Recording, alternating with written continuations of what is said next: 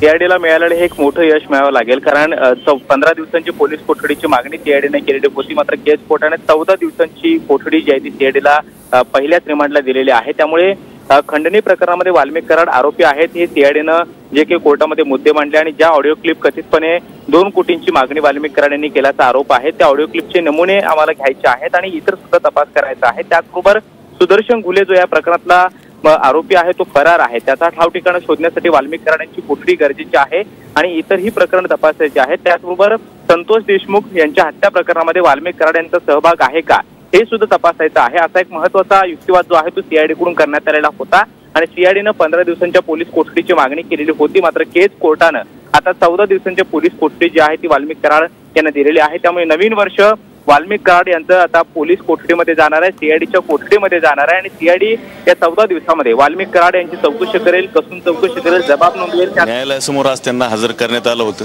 न्यायालयाने जो